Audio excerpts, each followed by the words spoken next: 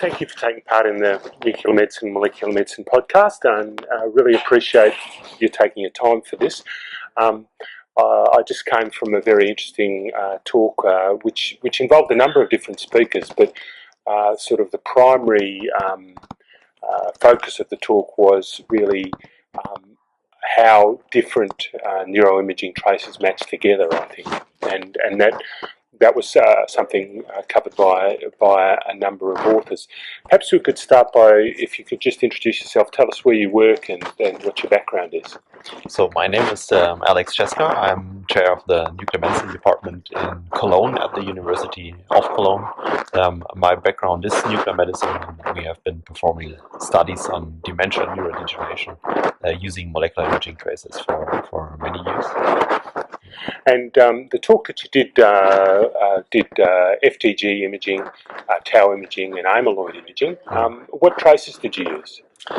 So we used C11PIB, which is the best established tracer for amyloid imaging, C11 labeled, so it has a short half-life and can be combined with other tracers, and depicts amyloid plaque deposition in the brain. We used the T807, which is also called AB1451, a tracer for tau imaging, which is able to detect tau aggregates or neurofibrillary tangles located inside the neurons in the brain. And we used a very established tracer, which is FDG, that discovers changes in metabolism in the brain, which are associated with neuronal dysfunction. So FDG is a very well-established tracer to detect regions in the brain that are dysfunctional. And we combined the three tracers to address the interaction of these two molecular pathologies, which is amyloid deposition, extracellular amyloid deposition, intraneuronal tau deposition, and neuronal dysfunction in this sort of a tree modality PET approach. Right, because traditionally there's been amyloid imaging to look at Alzheimer's, prodromal Alzheimer's disease, I guess, and FDG's been used to look at dysfunction, which is non-specific for Alzheimer's, but it's been useful in dementia field. And tau is increasingly being used, but the tau traces at the moment are quite different in terms of their uptake. I think there seem to be some differences in that. So, what was the general patterns of that? You did this on a number of subjects. Some were healthy, some were AD, some were MCI. So the subjects that we recruited were all AD, clearly characterized. So it was a group in a moderate stage of Alzheimer's disease. Right. But we compared the results with pre-existing groups of healthy subjects to detect abnormalities as compared to what we would see in a healthy person. Right. Which is important because, of course, tracer uptake levels are variable, and we wanted to see what is really significantly above what you would see in an age-matched control group. So we compared the data in the patients to healthy controls. And at this point, it's potentially important to also mention that this was an interdisciplinary collaboration, and many groups were involved also for recruiting the patients in this study. So we collaborated with the neurology and psychiatry department at our center, and also with the so-called DZNE, which is the German Center for Neurodegeneration Research, which has the headquarters in Bonn. So patients were coming from all these involved groups. And we have a multimodal neuroimaging group at our center that is guided by Professor von Eimeren, that basically coordinated all these efforts. Right. So how many subjects were involved? So these were 10 subjects now that were really clearly characterized. We selected patients where we would be sure that this is actually Alzheimer's disease in a specific stage of disease, as we know or would expect that with further progression of disease, the levels of pathology would change, and in very early stages of disease, we might not see neurodegeneration. So that's why we selected this population to have a concise patient. Right. And you looked at the regional distribution of the traces, and what was the overall patterns of distribution of the traces in this population? So this is the most interesting finding, basically, that the amyloid pathology was relatively broadly distributed across the brain. This is also what we knew from previous studies. There are some susceptibility regions that are more strongly struck by amyloid pathology, but in general it's a relatively diffuse pattern of distribution across the brain. We also know that amyloid pathology levels do not correspond quite clearly with the degree of cognitive dysfunction. For FTG, we found also the typical pattern of neuronal dysfunction, which was located predominantly in temporal parietal regions of the brain, a little bit in frontal regions, sparing the sensory motor cortex and the occipital regions of the brain, in a very typical finding as we would expect in Alzheimer's disease. And it has been demonstrated before that these two, amyloid and FTG, are not really strongly correlating. So, but the striking and interesting finding in this study was that the tau deposition was actually very closely correlated to the pattern of hypermetabolism. So this is implicating that potentially amyloid deposition is sort of representing a predisposition for disease, but where the actual tau neurofibrillary tangle pathology is occurring, these are the regions where neuronal dysfunction will then follow. And this was not only topographically the case in an overlap by shape of the pathologies, but also quantitatively. So the levels of tau pathology corresponded or correlated nicely with the levels of neuronal dysfunction. And this was not the case in general for amyloid across the entire brain. However, we found also, interestingly, an indirect interaction between amyloid and neuronal dysfunction mediated via tau. So in regions where we would have amyloid and tau pathology, they would interact in a way that more amyloid would increase the impact of tau on neuronal dysfunction. This sort of fits into the disease concepts that are currently discussed. So does tau changes occur before FTG changes occur, or about the same time? So this is something we cannot yet answer, as we would need longitudinal studies. It is, however, interesting to see that even in our cases the overlap was not 100%, but it seemed that tau abnormalities are a little bit more extended as compared to the hypermetabolic abnormalities, and that could implicate at least that the neuronal dysfunction changes will maybe grow into the pattern of tau abnormality with continuing time. That's something we would like to monitor over time in the future in longitudinal studies. So is tau the cause of the neuronal dysfunction, or is it the symptom? That is a good question, which we cannot answer directly by imaging, of course.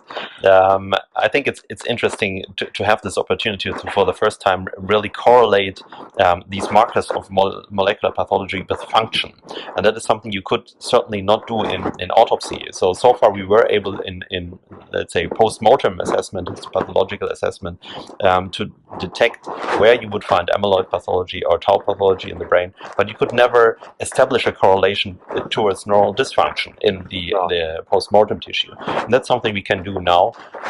So in longitudinal studies, there might be a use in these modalities in establishing an order of the occurrence of pathology, and that might also be interpreted in a way that we get an idea if they might be causally involved in the neurodegenerative process.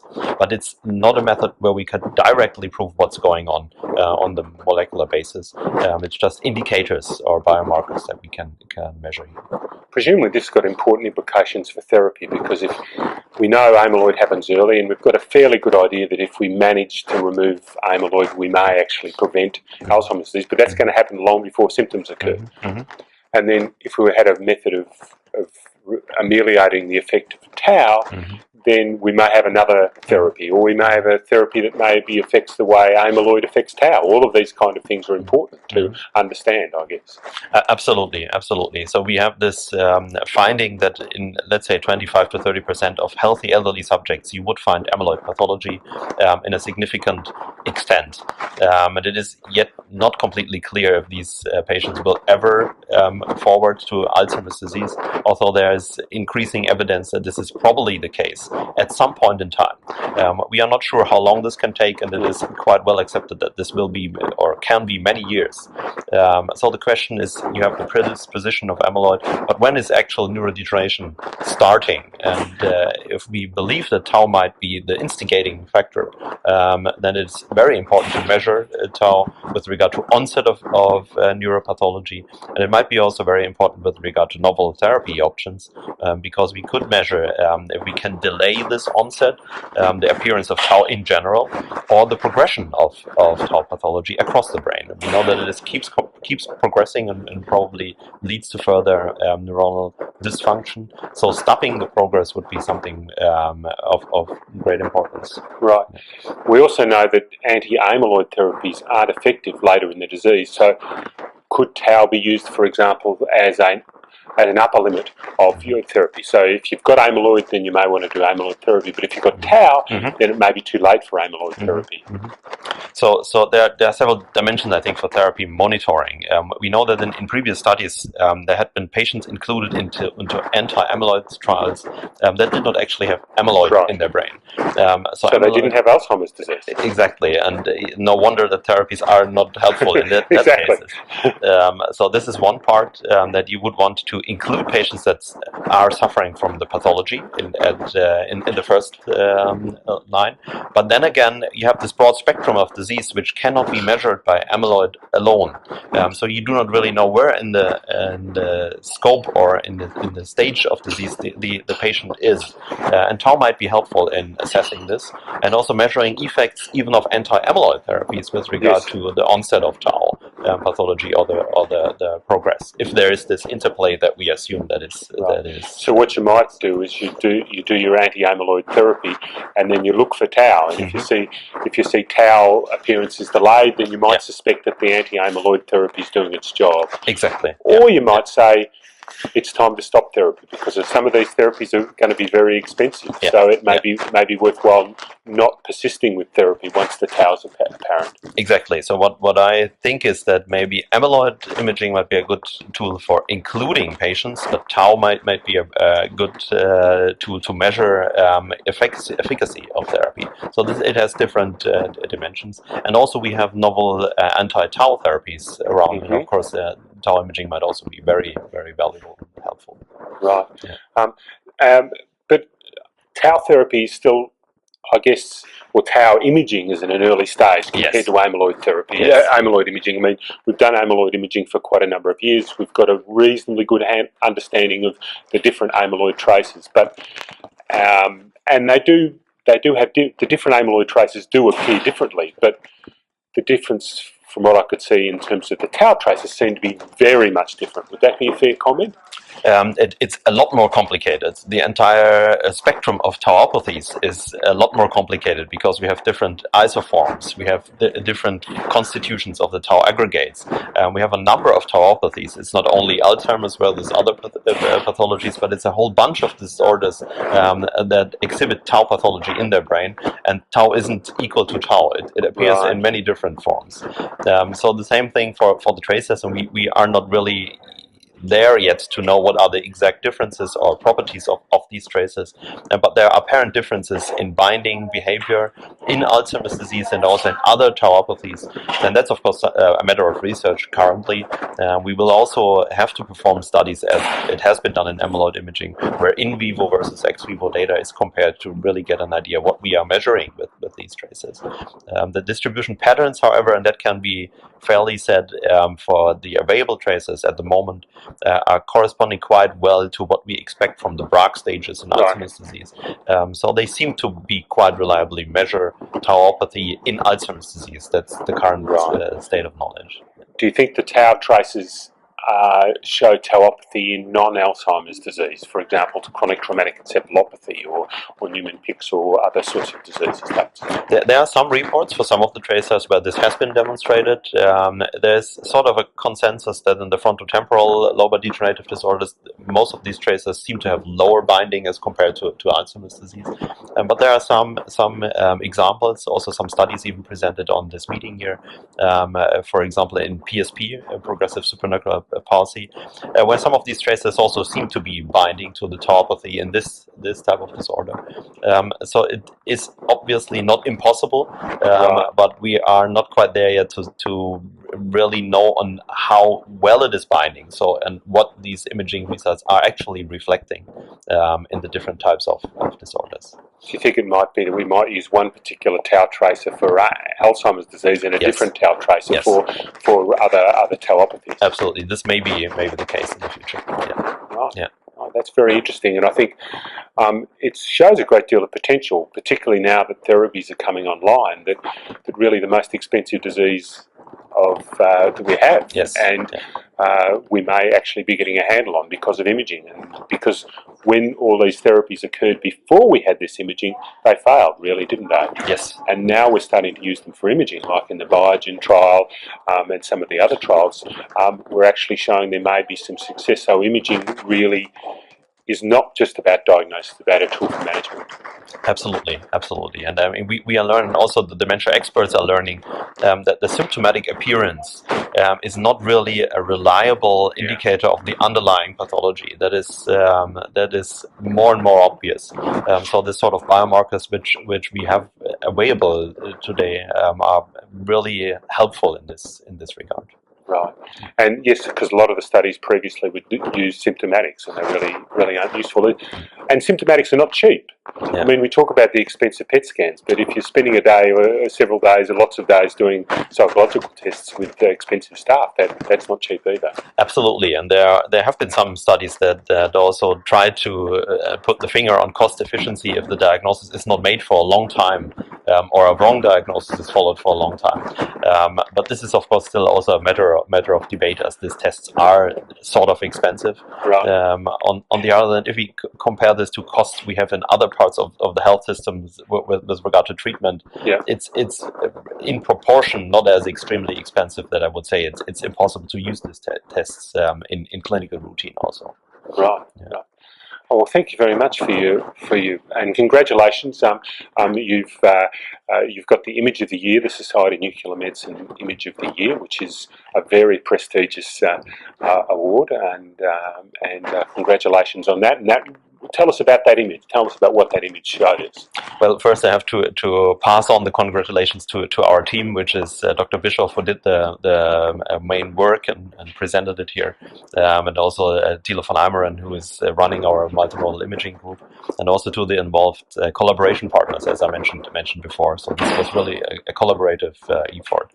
The image itself basically summarizes quite illustratively the patterns on a cortical surface of the amyloid deposition in a group-based analysis compared to controls, of the tau deposition and of the neuronal dysfunction. And even if looked at it in a non-expert way, you easily can depict that the patterns of the tau abnormalities and the neuronal dysfunction are extremely similar. So this is quite strikingly indicating that there must be some relation between this molecular pathology and the neuronal dysfunction, which is apparently not the case for the amyloid distribution across the entire brain and neuronal dysfunction. Right. Yeah. But you also did show there was some relationship in terms of amyloid, in terms of increasing its effect on tau to FTG changes. So amyloid pathology seems to be required. This is still what we believe in, but it is obviously not as directly involved in the neuronal dysfunction, which is in a way also plausible, as it is extraneuronally located and the tau pathology is inside the neuron.